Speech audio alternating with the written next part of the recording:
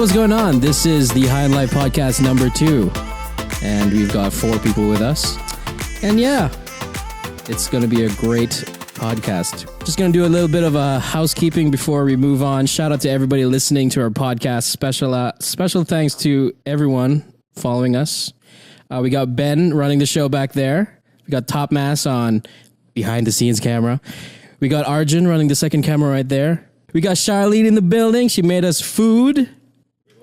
She made us some awesome butter chicken. Sorry, and I'm feeling really good.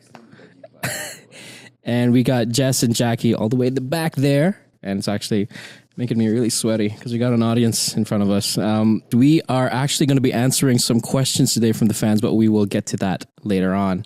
You can also catch us on Spotify. We are on Spotify right now, and you can also catch us on Anchor, which is a podcasting app.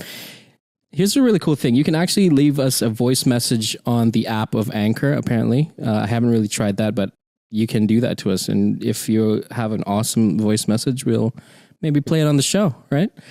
Before moving forward, we still don't really know the name of this podcast just yet. I found some online that I was going to share. Someone shared HOL Talks. What do you think about that? It's pretty basic. Hole Talks. I think you can do better. Okay, all right. This one's really funny. Behind the hole. Yeah, winner, person wins. Okay, that goes out to Drew Hahn in our YouTube comments. Behind the hole.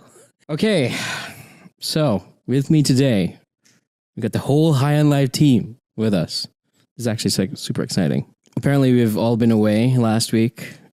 We just got back from a bunch of our trips, right? Parker, Justice, you went to Garibaldi? We did. Yeah. Why don't you tell me about that? Okay. Justice looked it up. He did all the research. And then he posted it to the group in some kind of a group chat, some messenger service that we all have apps for. And I looked at it and said, okay, that looks sweet. Let's do it. So we got 4 of us together. Parker, Justice, Riker's dad, Brad, and Benjamin.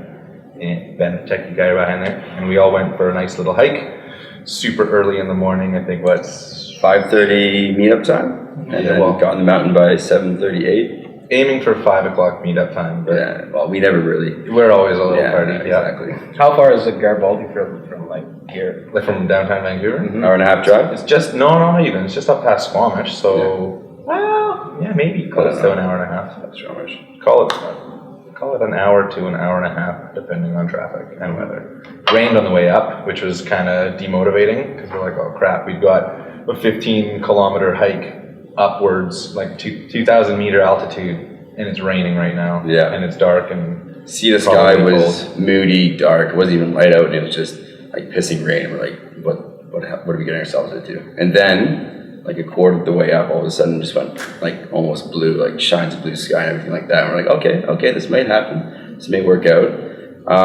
And the craziest thing was I thought I was prepared for this. Like I thought I got this. I can do anything. But like putting 50 pounds of weight on your back and hiking up all these switchbacks and heading to the mountain was something that I'd never done. I don't think you've ever done. No, we probably didn't do enough research looking into it. Brad I didn't really know what to expect, but like it was relentless uphill.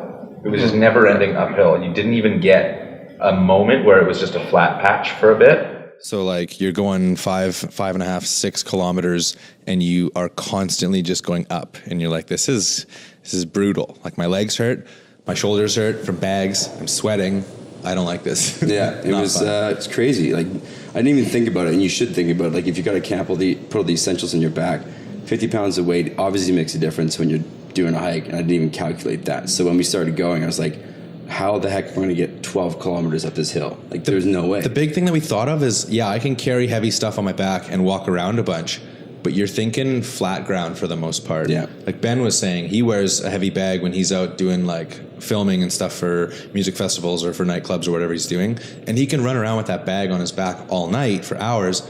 But it's so different when you're carrying it up in elevation now. Just for the record, Parker had 2 backpacks the whole time. He had one on his back and carrying one on his front, which is like, I don't know, I guess a no-no for hikers. And it was, we traded off the bag halfway through the hike, and I just it sucked. Always trying to one up everyone, aren't you? I'm the workhorse. What can I say? You also balance it on your head, or what? We talked about that. I don't have balance.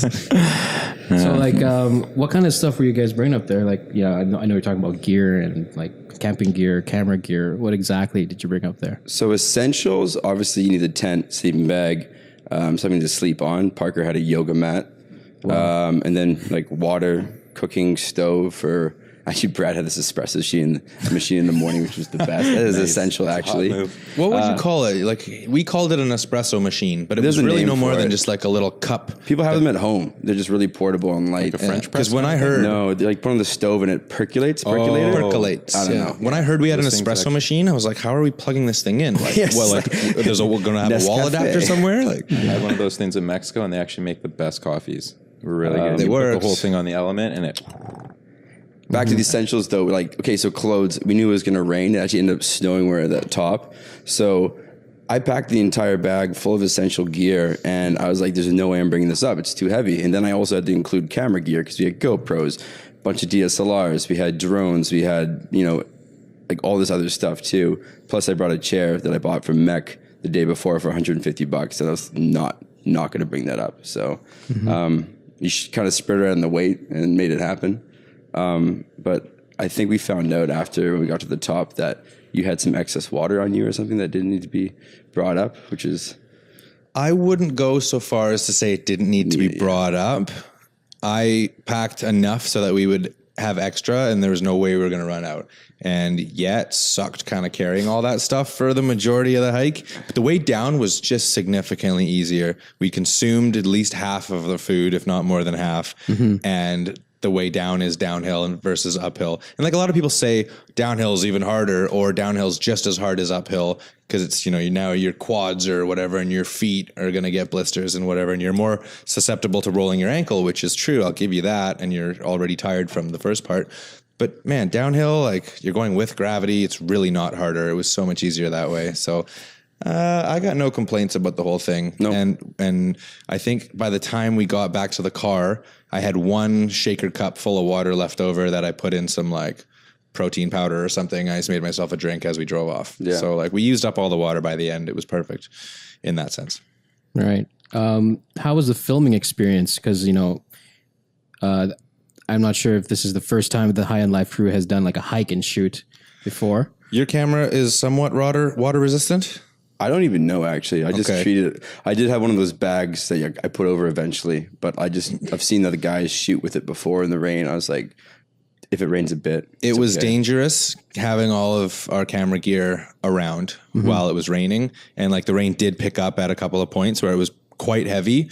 I didn't have anything waterproof, really. Justice brought me a jacket because I forgot one. Like, there was the last thing I was doing leaving the house, and it slipped my mind to bring a jacket or anything waterproof. So I had his jacket, but my bag doesn't even have the little fold-over flap that everyone else's did to keep it waterproof. So I put the big bag on my back, and then the jacket draped over top of the back of it, so I just looked like this big hunchback. And then the front bag, which had, like, quick access stuff, like the bear mace and my vlog camera, was getting wet on the top of the bag. And like, I don't know if it's seeping through or what, but it's still a material like a fabric, and I can't let it be wet. Tied a Safeway bag to it and just like draped it over it. And it really helped, but it looked stupid, and it looked like I was some kind of weird makeshift hobo, something or other going on. But I got the job done. None of our equipment was damaged in the end, which is nice. It snowed on us overnight. We actually got snow. But that was the thing, is we went at a time like, almost middle of September where no one else is really going there. We talked to a park ranger at one point when we passed the little like log cabin station or something. And he's like, yeah, it's usually like in the summer, super busy, tons and tons of people here, and everything's all booked up solid and like a lot of action. When we went, it was rainy, it was cold.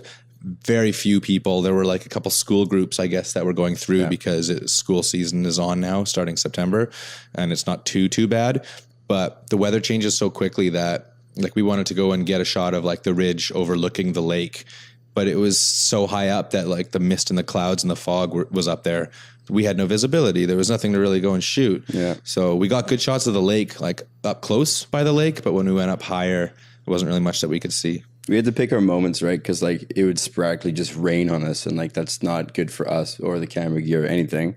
But the biggest thing was just like we all went out to go enjoy a hike. We all wanted to just like get our sweat on, not stop too often, because when you build momentum with these things, like it hurts when you take your bag off and put it back on because you feel the pain again. It's like it's better to keep on a rhythm and just keep on going. Once the adrenaline's down. Exactly. But we have to film, right? So if something comes up that we want to shoot, or you got a good idea, or someone wants to be creative, you got to stop all over again. And then you're also stopping for, someone's got to like take some like a hoodie off or something, because you start with a sweater and like your long johns on, but by the like 15 minutes in, you're removing layers. So with that and then shooting a bunch of stuff, we were actually stopping like almost every 20 minutes or half hour, it felt like, which was kind of like it took away from the experience a bit. But we already know that when we shoot videos for High in Life, that this is kind of our job and our duty is to document it, right? We'd love to just live every experience that we do, but we do have to film it because that's what we do. So that was one thing I noticed, and like I was really hoping just to break out there and just go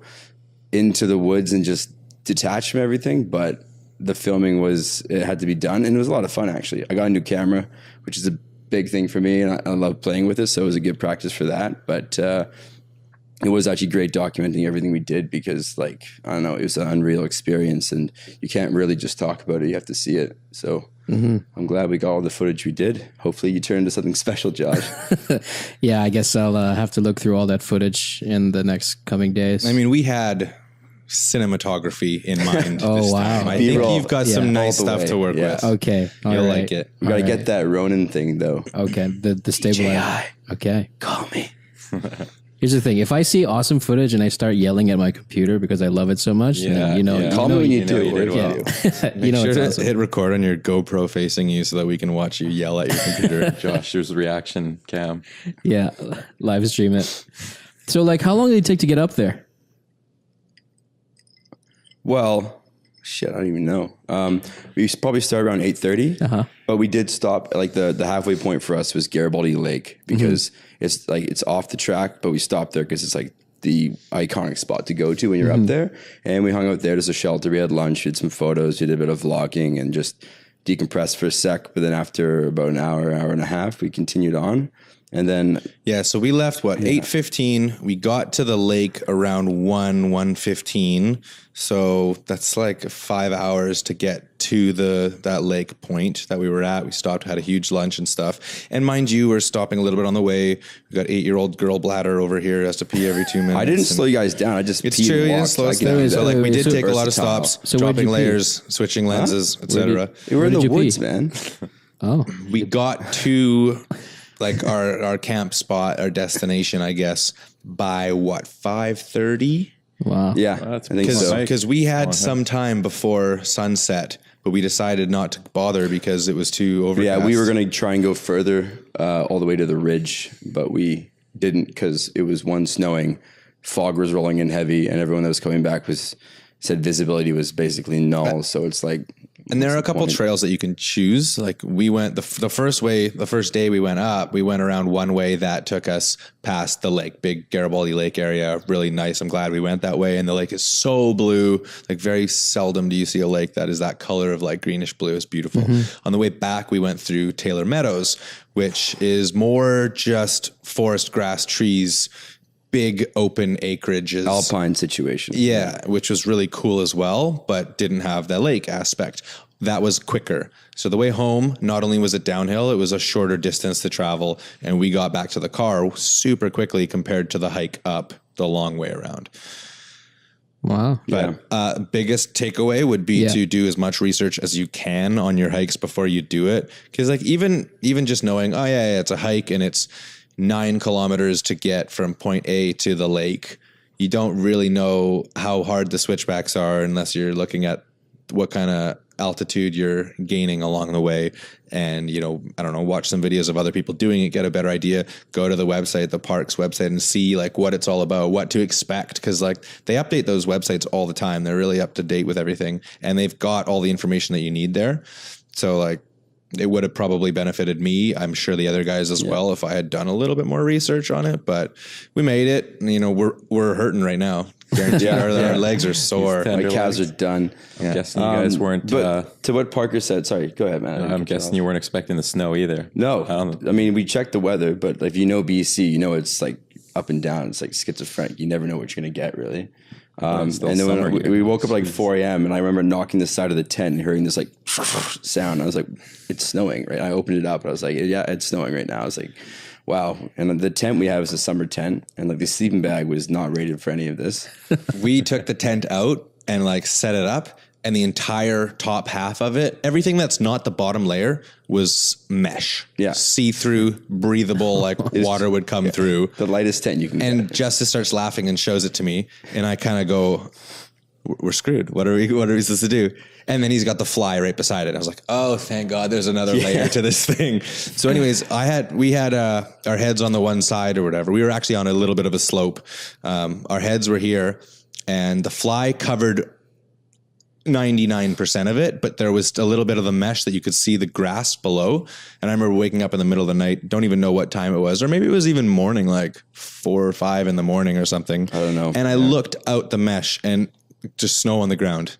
And I went, I'm going back to sleep. Forget it.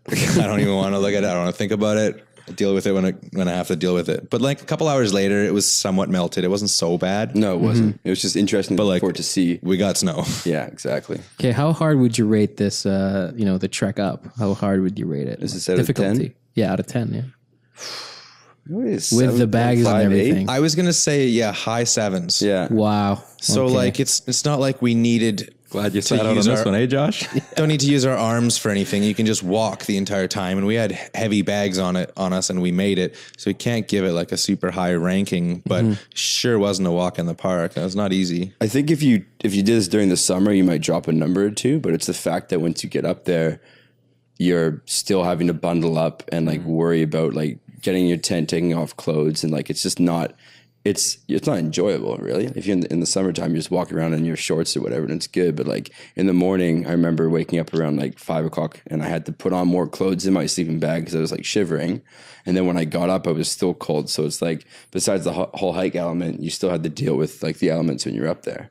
But like, I think that was part of the experience, though. That's what I wanted. It was a challenge. Yeah, we obviously this, we're the like- people that want to push the limits. Yeah, we a little don't, bit. Like enough let's of see this- how much we can deal with before we like freeze completely. Yeah, up and there's there. no point where I thought I was going to cave, but like this is uncomfortable, and it gave me the notion that you got to be more prepared for these things. I definitely could have brought better gloves up, or more grain gear or something, or a better tent, obviously. But I mean, that was part of the stuff I wanted to learn. Actually, the thing was, if we didn't have Brad, we probably would have been very like more underprepared because he was the only one that had done something like this before. Oh, yeah? No one had done an overnight hike before. Like, It was funny. He was in jeans and sneakers. And Yeah, I wore like, running had shoes. Yeah, and I just like researched basically probably off the in website. Yeah, I should have been in flip flops. I brought them along. Didn't need them, and I just researched like what to pack on a YouTube video. Watched one and then gave everyone an itinerary what to pack, and that was it. Yeah. like I didn't and check the weather. I mean, you think that'd be enough, but there's a lot more goes into it than you'd think. Like Brad had 2 Nordic poles. He had walking sticks, and I was like, "Oh, okay, yeah, he's not young like us anymore. He needs walking sticks." Holy crap! I was 1 kilometer in. All of us were like, "God, I wish I had walking Yeah, sticks." no. Man, is that a smart move? Ben was wielding a Frodo stick at one point too, and I was like, Yeah, Ben that's found a smart. stick and was like, "I'm using Good, it. I don't it's good. care. Like, I need something else. This is killing my legs." And he's right. It was. Kenzo, you've been in some cold lands lately too. Hey, dealing in. It's pretty tropic, actually, where I just was. I'm peeling still. Got a bit of a burn. Jerk. Yeah, no, it wasn't cold at all. We're in the mountains while you're underwater. Yeah, how long have you been away watching for? your guys' videos in the snow in the mountains, somewhat shivering with very little FOMO, actually. Although it would have been Yeah, fun. fair enough. But You yeah. you were watching like Instagram stuff or what? Story. I saw your okay, story. cool. Yeah, I heard about Ben's blister. Sent Blisters it. with that Ben. carried through the world. Blisters with Ben. But yeah, no, I was in Tonga, the Kingdom of Tonga, which is it's kind of south of Fiji. The island specifically was Vava'u. I was saying vava'u for the first week, and then finally somebody corrected me. So the first half of those videos will be incorrect, but after that, it's vava'u. Is there an Wow. apostrophe? There is. Well, come on. Can I you don't spell know. it Say for it again? us? Yeah, spell it again. You can spell it VAVA apostrophe U. That's Yeah, I would so mess clear that as day to me. Vava'u? Vava'u. Anyways, Anyways, vava'u. it was, Vava'u. vava'u. So, yeah, I was out there to swim with humpback whales. It was something that I was planning and tried to do many, many times before. I think this was literally the fourth attempt of me trying to get out there for various different reasons. It just, was a plan in place, didn't happen, fell through, had a ticket booked one time, then it didn't happen. And finally, fourth time was a charm. I got out there and it was absolutely incredible. Like just the chain of islands is just like, kind of your picture postcard, tropical blue, lush green islands, just incredible. And man, it was crazy. Literally swimming with humpback whales. Why humpback? Yeah. Why? That's so the humpbacks basically it's mothers that have given birth to their calves and then they're resting and just kind of letting the calves learn how to swim and teaching them different things while they rest before they go off to colder climates to feed. So yeah, you have some males, so you get a couple different experiences. You get heat runs, which is when a bunch of the males are competing for the females. So you can have up to 10, 15 males weaving, bashing each other, hitting each other with their tails, and on those Whale tricks? it's pretty crazy. Yeah, you just jump in intense. and see a wall of these massive whales swimming towards you, and you kind of just get out of the way. But for the most part, the encounters are mothers and calves and their babies just frolicking around. A lot of times they're sleeping, so you can kind of just get a little close to them and whatnot. And we had a couple really good experiences where the babies were just in our faces, showing us their tricks, looking in our eyes, and just, yeah, it was What? Now, when was- you say babies, how big are they? like 5 times the size of us. Like a car? They're not small babies. Like a but baby when you- humpback is like a vehicle. Yeah. Pretty much, yeah. They're Plus about the weight of a Trailer car Swift. still. But when you look at the that's like the mothers. The mothers are about the size of the trailer Swift. That's But incredible. yeah, it was cool. It was a good opportunity to disconnect. There's very little internet there, so I think for the first time in probably like 2 years, I actually turned my phone off because there was just no point to even have it on. That was something that was actually a pretty good breath of fresh air. And even then I would pick it up and be like, oh wait, my phone's off. What am I doing? So I put it back down and stuff. But to be kind of disconnected from everything, to be in the water. I mean, I think you guys pretty much know me at this point that I'm happiest when I'm in and around the ocean. So, ocean therapy was exactly what I needed. And just to, I don't know, kind of just see a little bit how different people live. Like some of these people in Tonga literally have connected to the internet for the first time in their life this year. Like they're just just living in a different way with very, I won't say very little, because when you look at how they live, they are very close. Like majority of them live 10 to 15 people all in the same home with their families. So they're very connected with what really matters to them. And I think, oftentimes for us, we kind of lose sight of that, or maybe don't have as much appreciation for those kinds of things. So just being around that all the time, where family's everything, and they, are obviously quite close with their whole families, was cool to see. And just how, how little they had, but how much they actually were still happy, and how much they still appreciated just the little things in life. And I don't know, they're very, very cool people, and So it's good to be around. Language spoken in Tonga. Tongan. Yeah. I What's couldn't it- really pick simple? up many words other than malo, which is thank you. So Okay. I threw a bunch of malos what out language there. would you say it's kind of similar to? Sounds Hawaiian. Sounds kind of Hawaiian. Yeah. Kind of, yeah. Hawaiian, Hawaii, French, Vana'u, Polynesian, kind Malo, of. Mahalo. You're better with the languages, but it was something kind of, I don't know. I like the way it sounded, but I didn't Okay. really pick up much. And then I also wanted to, I don't know if you even really know this, is Tonga like the last time zone kind of thing on Earth? Like I know that where we are in Vancouver, everyone, celebrates New Year's before us pretty much. But I think like Tonga is either like the first or the last, I think. They're ahead of the times. Yeah. They are ahead? Yeah. I time traveled ahead when I went there. Okay. It was similar, I think, to Australia. I think. Well, yeah, it is similar-ish. close to Australia, but So I think you- they're like right on the border. All those islands and stuff around there, that's like Yeah. the border of the time zones. Yeah, they're definitely ahead of us. I don't know. I got pretty mixed up with time going from. Which way did you fly? You flew to Sydney, and then I went the long way. It took me almost 2 days to get there. So I flew through Sydney just for financial sake of getting cheaper routes. I flew to Sydney, and then I flew to Fiji. I overnighted in Fiji, and then I went to Tonga. So it was a But longer route. Ideally, you would first go to LA. Pacific. You're going Yes. Yeah, which way were you headed? across the Pacific? Yeah. Okay. Okay. So if we had a New Year's party in Tonga, you could fly to Vancouver and still make New Year's in Vancouver. Definitely. I think We so, could yeah. double up. Checking. We could Yeah. double up. But yeah, all in all, it was great to be in the water, just be around the whales. Oh, right. You were in the water, right? You were like chasing them down. Get a little break from you guys now. I don't blame you. Yeah, I mean, anyone that has ever wanted to swim with whales, there's Yeah. no better place in the world to do it. Thanks for the And invite, Kenzo. I know, unfortunately, I couldn't bring the rest of the team, but like I said, you're literally swimming with dinosaurs. These things are absolutely incredible, and definitely looking in the eye of a whale is something that I think everyone should experience in their life. And I'm happy that I finally did, because this was a long time bucket list. do you You like- deserve it, man. Do like the mother whales like get scared of like, man, there's this weird thing? Yeah, you swimming near got to it? do it in a certain way, and there's different Yeah. rules. Like, obviously, you don't really want to approach them from behind. You want to kind of assess the whale before you get in the water with them. Mm-hmm. There was one instance where a whale was tail slapping like crazy, and that's like a kind of an indication that you shouldn't get in the water.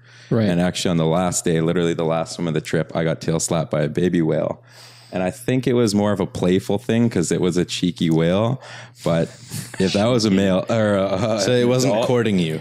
Huh? It wasn't courting you? maybe, I don't know. Oh, wow. Putting the moves on, but it. You ever see the shape? know Of, you you can ever pick see up the shape of whales. water? Split second was a little Shape of water.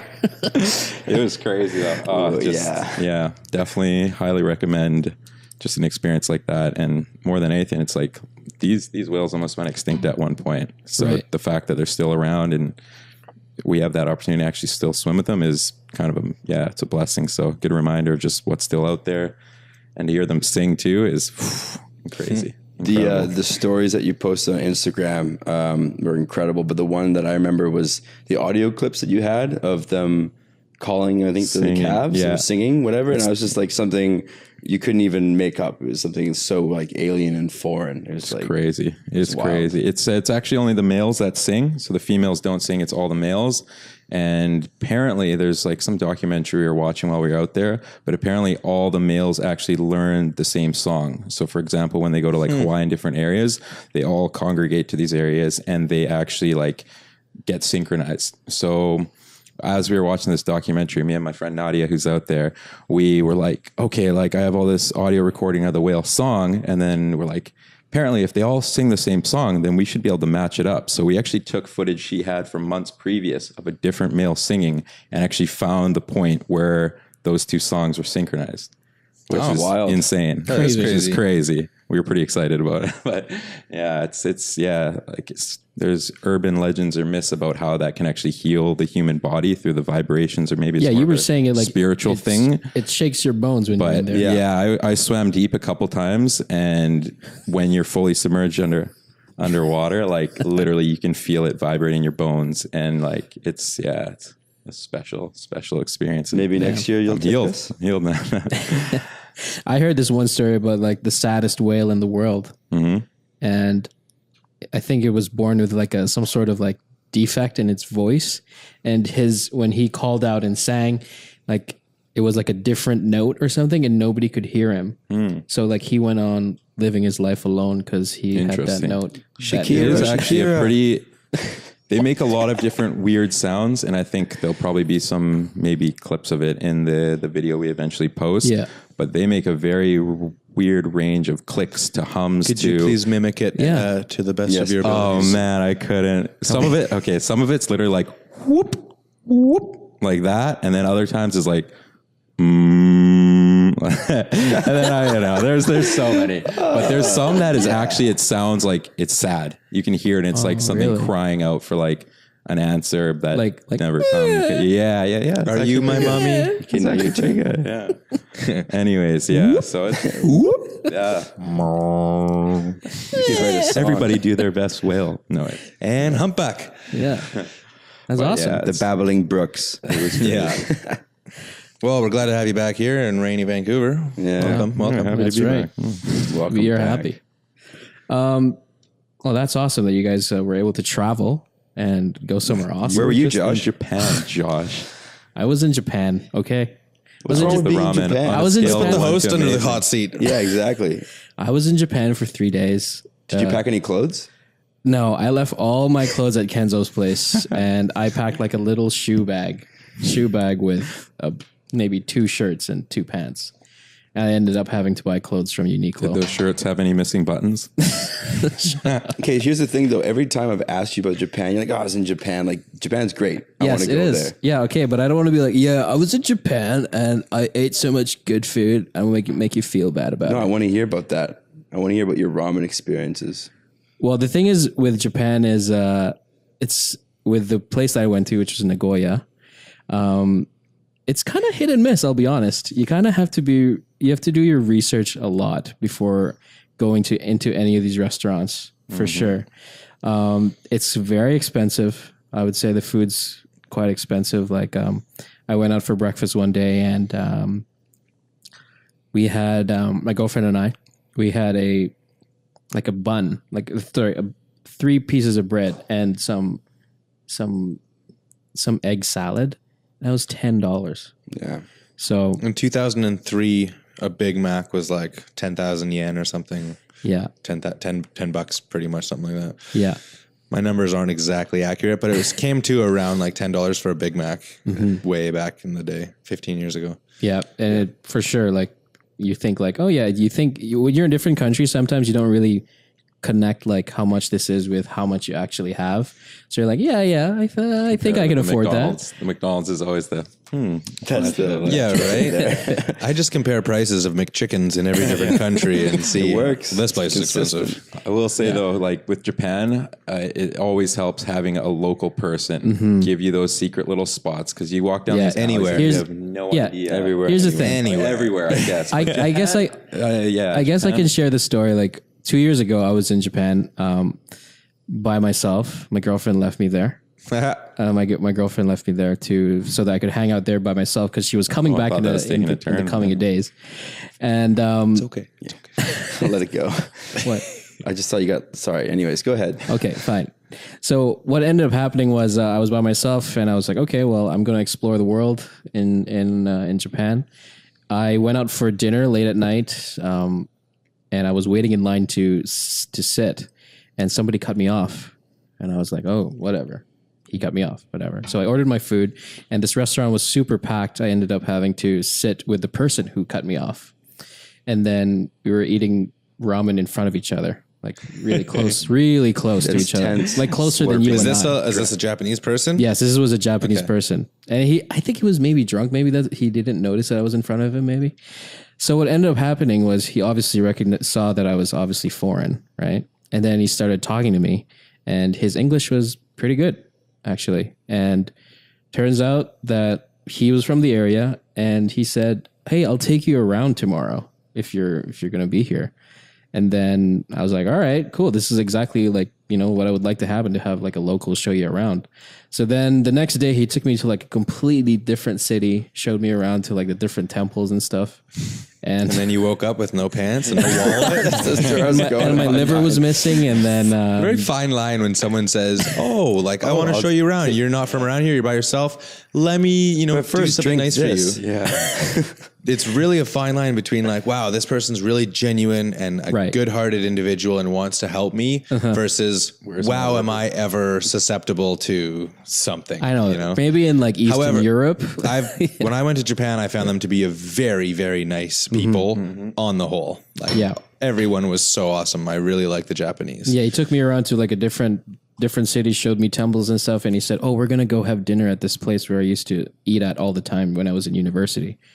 And it was like a super secret spot that took us like 30 minutes to walk to. And having a local experience is awesome, especially if it's a place like Japan where not a lot of people speak English. Yeah. The Japanese are beautiful people. I can attest to that. Yeah. Just so you know, news. everyone. You've been before, right, Parker? I'm the only one. Would you take the High on Life crew there?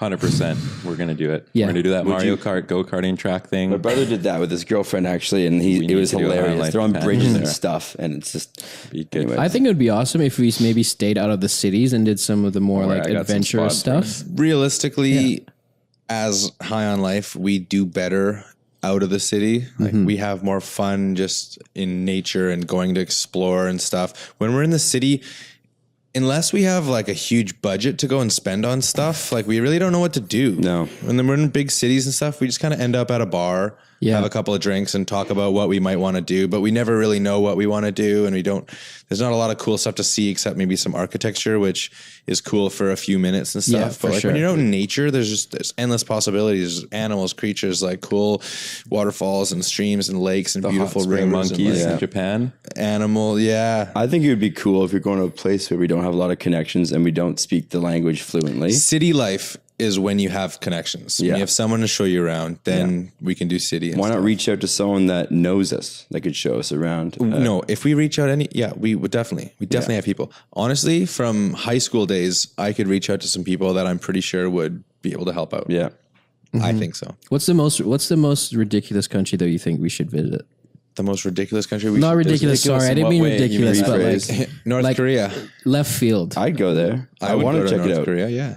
When Jacob went there, I don't think there's anywhere in the world I wouldn't go in 100%. Also, the honesty. last time I heard about somebody going to Iraq, they said that where they went and the people that they were hanging out with, everyone was super hospitable, very warm and welcoming. Food was good, and they had a really great experience, completely contrary to what their expectations were. Yeah. So that's the same with most countries, though. They have an incredibly negative stigma, and you show up and you get the real story, right? I felt like when all that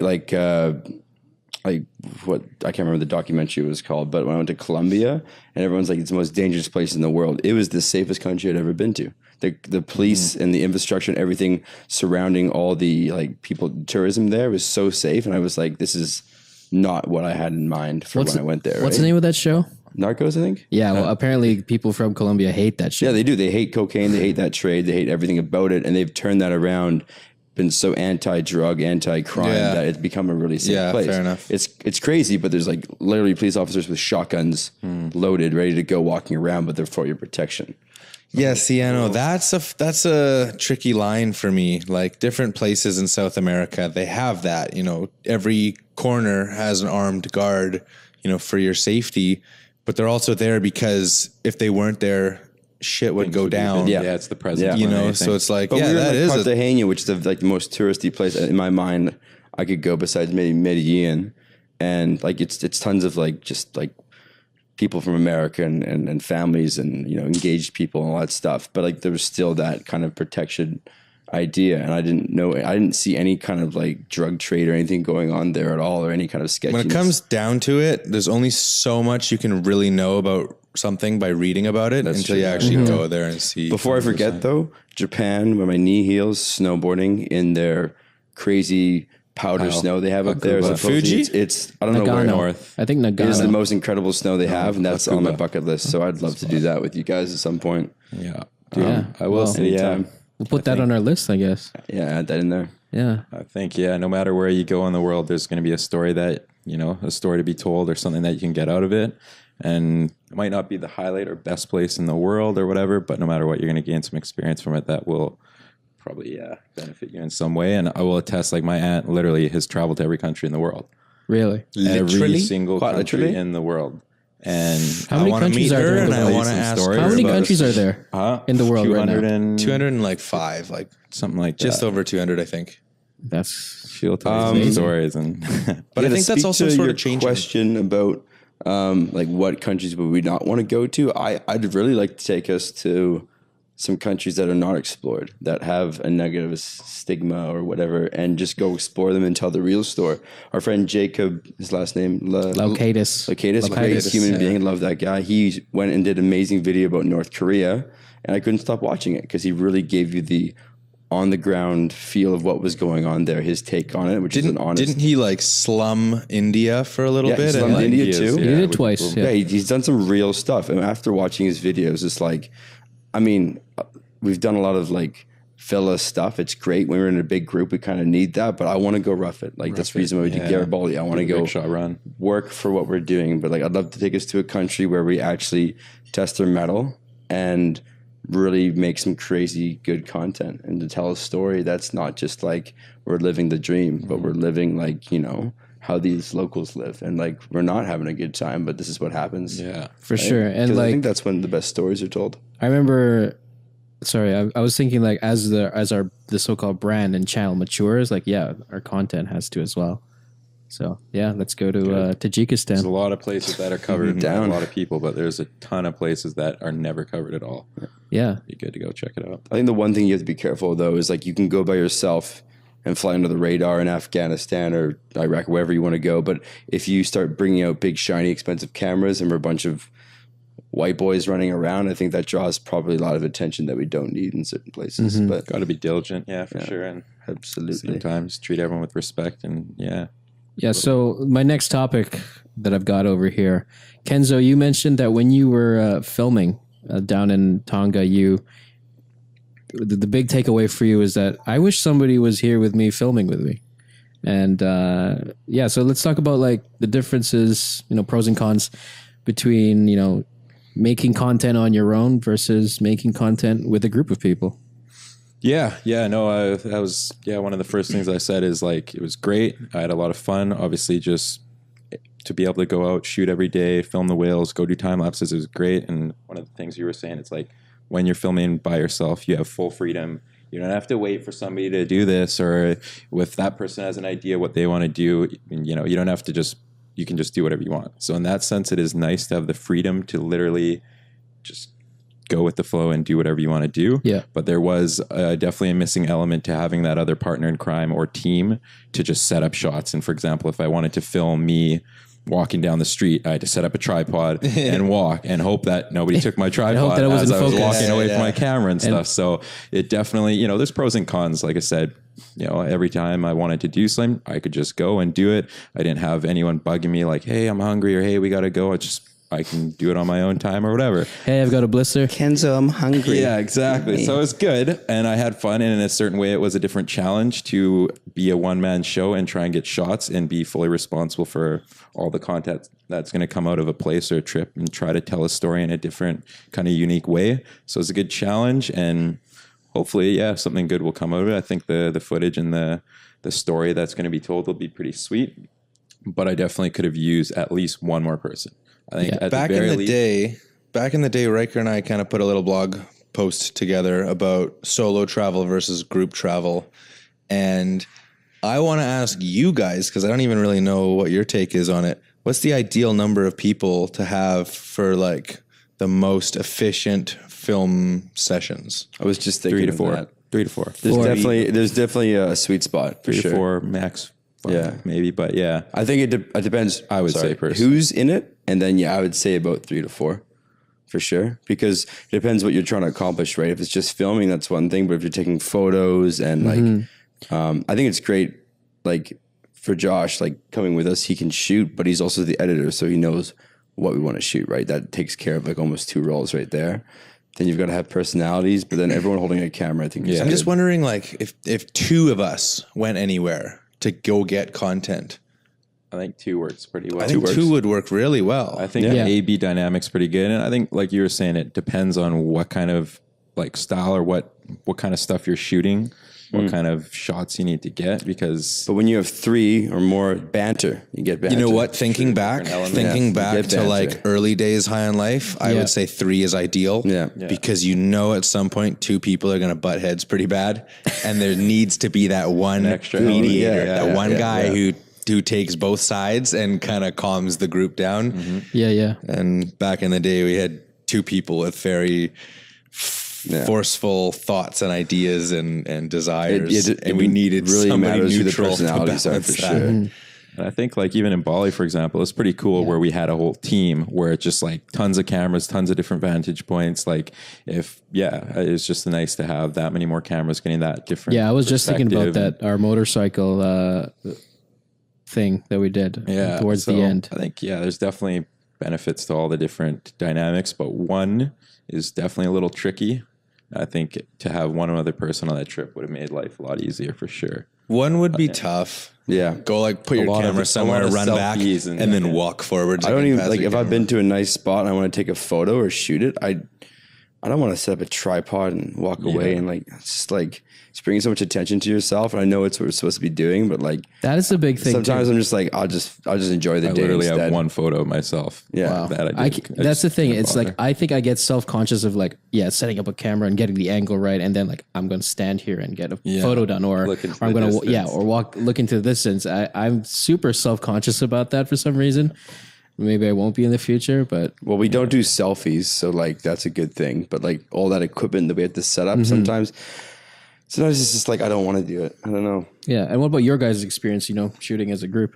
Now that I have my own a better camera now, I might think about doing it because I'm actually way more drawn to shooting better stuff with it. But like I still that resonates with me. Nadia couldn't really come with all the shoots that you wanted to do, so I just imagine you trying to, save time, get ready in the day, and then trying to like shoot something. It's just like I want to eat breakfast, or I have to do this, or there's something I have to take care of. It's like it gets in the way.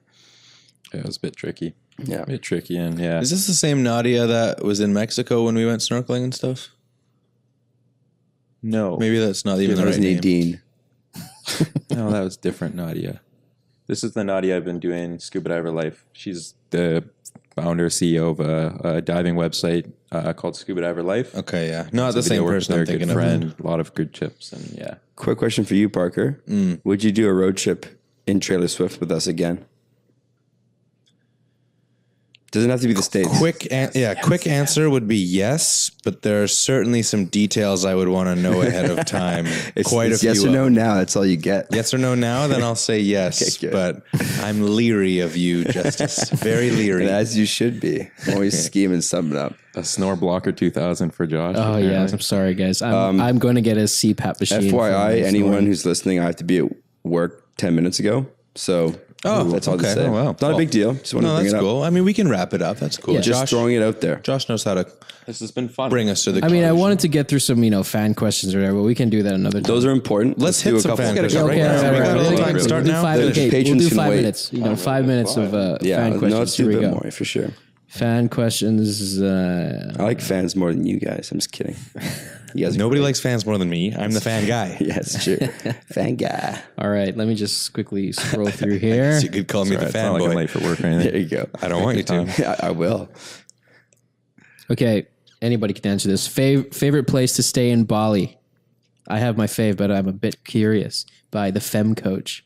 Is this accommodation Is or there what? a- Whatever, like- whatever you want to say. Canggu, we love. Canggu for the town. Nusa Lembongan. Damn it. Had There's a too many good really, places. really good time out there. There's a lot of cool viewpoints, a lot of cool cliff jumping spots. You're on a. When we went there the second time to Bali for most of us, and some of us hadn't been to Nusa Lembongan yet. And when Yeah. we went, we didn't want to come back to mainland Bali. It's true. We didn't want to come back. He said stay. If you had phrased it visit, I would have probably gone with that as well. Well, I mean, we stayed there a night. He's right. As far as exact accommodation, right. I don't know. That was actually, I think, the biggest.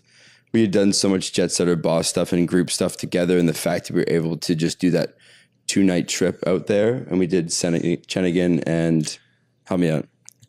Lembongan, Cheningan, and Penida. Lombok? Oh, yeah. Penida. Yeah, my bad. It's been a while. Anyways, those 3 islands was the most like breathtaking Bali experience that I'd had. It was just like you had to work for a lot of the stuff that we were doing, like the hikes and stuff like that were pretty dangerous, and it was the most rewarding. So Yeah, that's true. went. Who asked that, Josh? The Fem Coach. Fem Coach. thank you, Fem Coach. Yeah, Nusa Penida, bit of an unsung destination. Yeah. Actually, no, people know it's awesome. It's one boat ride. They know though. it's not pretty unsung. fun at this point. Yeah. But no, it's one boat ride, and like people won't even go there because it's a boat ride. And then it's to get to the really choice locations. It's bumpy roads, and it's hard to get in a scooter. That will literally drive away all the tourists because it's not easy to get to. Quite literally. Next question. Quite literally. All right, next question. This is for Bob. Justice. How do you handle the situation of waiting for everyone else to be ready? Noticed from one of your Bali videos, I also get very annoyed with this situation. King Wow. Julian. From Oh King my Julian. God, thank you. Who is this? King Julian. latest one. We were always waiting for him. Kenzo. It's for justice, thanks. Yeah. Kenzo, who was I waiting on every time out of the apartment? It's not always the situation. I think whoever designs the trip or the excursion is the one that kind of has to rally the troops. And it falls on everyone. If I'm designing the trip or whatever, then I'm usually the one who's kind of like being held accountable for it. So I'm the one that's feeling stressed. But like if Parker did the restaurant place, I 100% agree with that. He organized one whoever in Bali, lined it up and organized it. I could feel the stress because it happens. Riker, when he was organizing all the stuff that we normally did, I understood finally why he got so peeved. And we'd actually created a rule. If we were doing something like Omnia, we'd set the meetup time at 12 o'clock, but we're actually meeting at 1 o'clock. That's exactly what we did for this podcast. What's that? Yeah, exactly. We did for this too. Yeah, exactly. We Ben, gotta start. we're supposed to be here by 5, but Ben actually wanted to start at 6 or whatever. So it's like, you get frustrated because the stress is on you to be held accountable, and the person you've reached out to, the person you're collaborating with is going through you, not through everybody else. So you feel the extra pressure. You want to perform well. You want to do repeat business, and this reflects you. So I say we use that as a takeaway, though. Tell everybody that you want to start at this time, but in your head, realistically, you'd be very happy to start 1 hour later. And just give yourself that cushion of time, and don't tell anybody about it. Okay. my biggest thing is I would love for us to come together and let you be on time for shit without having to fake it. It's harder when you got more people. The group I know. dynamic Yeah. makes it very much more difficult. I know. Okay, Kenzo is for you from Jennifer Mackey. Did you ever make friends with the piggies? Did I ever make friends with the piggies? No, unfortunately not. I didn't. I got close, but I literally tried the entire trip, and even Nadia can attest to this. There's literally pigs everywhere on that island of Vava'u. Like some Vava'u. Okay. But no, they're very skittish. I tried to bribe them with food. I tried to befriend the mother. can't I tried offer to them chase away bacon the and mother. ham, I tried to Kenzo. do everything I could possibly do, and it never worked. Unfortunately, I got close, but not close enough. So Jennifer, no. did you make friends with the piggies? Yeah, It if sounds you know difficult. any tips, Jennifer, please let me know. Sounds tricky. Jennifer Mackey was my math teacher at Coast Guard College. I hope it's her. She drank a lot of Diet Pepsi. Oh, no, that's not it. Okay, you boys coming to Australia and New Zealand anytime in the near future by Stephen Hodgetts. I hope so. Hopefully. Define near. Yeah, we're going to Australia, New Zealand in the future. I don't know when. I'd love to do a road Just trip. in Australia, but only for like 12 hours. drive to and Australia. Yes. Go back Aqua in a bus. heartbeat. Yellow Submarine. I'd love to come to Australia. Yeah, sorry, nothing planned, nothing in the works yet. But no, it's certainly. Have you ever been? No. Have you ever been? I lived in Australia. You Him have. and Sorry, Riker I knew went on. you. I knew Yeah. you. Yeah, had. yeah. It's I've Wow. never been to Australia either. It's really, really on the list. I was there 2004, so I don't remember doesn't much. count. It's really like So- 5 countries in itself, but Yeah. it's worth spending some solid time there, and we should definitely do. Road trip. Taylor Road trip. Swift. Taylor Swift. Don't say Ship it there. All right, here's a good one from Andrew Martinez. Biggest tip on knowing when to actually say fuck it and just chase your dreams. Now, Always do it. Well, biggest tip on knowing when to actually just say it. I think you need more context to it. No, you do, but like I could probably give you a bit of an answer. When it feels right, when you have something in you that's like, you know what?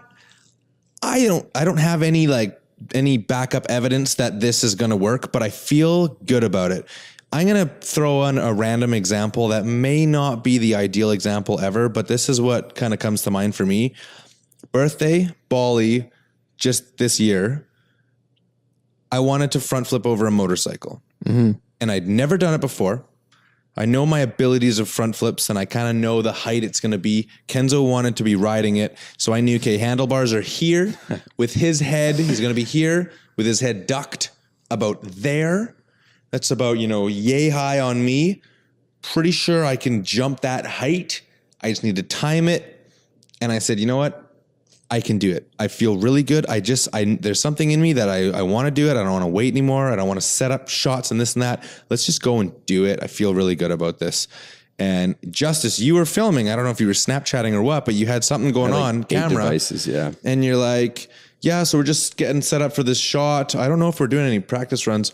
Parker, are we doing a practice jump at all? And I just look at you and I went, nope. No He's practice. like, okay, I guess we're not. First try, nailed it. Second try, third try, nailed it again, even better. When you get that feeling, if you get a feeling of just like, you know what? Forget the risks, forget the rules, forget the things. Well, okay, don't forget the rules, but forget like the things that, are warning you, like, be careful. If you feel it, play on that feeling that you get, because, like, I don't know, it's you can't even really explain it most of the time, but there is this, like, gut feeling, sixth sense that's it's right. I think And it's a if good you example, feel it, actually. go for it. Yeah. Because there will be times like you're doing the front flip and people will be like, don't do it, it's dangerous and it's scary, whatever. And those are the people that you've kind of got to, I guess, quiet. Because if you're trying to really reach your dreams or do something that you really want to accomplish, it's easy for your parents, your friends, someone that doesn't believe in you to tell you you can't do it or you can't accomplish it. But you're the only one. You are the only one that can really gauge that for yourself. But at the same time, if you're unsure and or you have other people being like, oh, I don't know, you maybe don't do it, it's a bit risky, and you feel yourself like, I got a bit of the jitters, I don't know, don't push it. You don't need to push it. Only if you really feel like, man, I got this. I feel good about this. I want to do this. And then, put up the safety precautions and measures that you need to have in place. Have friends around, somebody with a phone in case, whatever you need. A little bit different, right? But flipping over a motorcycle versus trying a career in like singing or something like that, though. But yeah, what you're talking about, like having those safety precautions and people that you can talk to and all that, I think, those things that can apply for sure. Support systems, whatever that means to you in this scenario, for sure. Yeah, But and I think, like, don't think about what's going to happen if things go wrong or if it doesn't pan out. Instead, think about how good it's going to be and how good it's going to feel when things do pan out and when it all goes right. And that's sometimes the difference. I'll give you that push to actually just go for it. And the biggest thing I've also learned in the past few seasons is, like, even if you fail, it's not the end of the world if you fail. You can always just, get yourself up and try again. you lost the battle, but you can still win the war. Yeah. Okay, we got a last question here before we wrap up. Justice, this is from Golden Boy. What type of woman would you date? I don't know. All right, and that's it. That's a very general question. All right, we're gonna wrap this up. Catch us on all our social whatevers. We got a video coming out this Sunday. Check us out next week. We'll be back next week. I'm really Hope you all curious had to hear fun. more. All right, we'll see you next week. Bye. Thanks, Josh.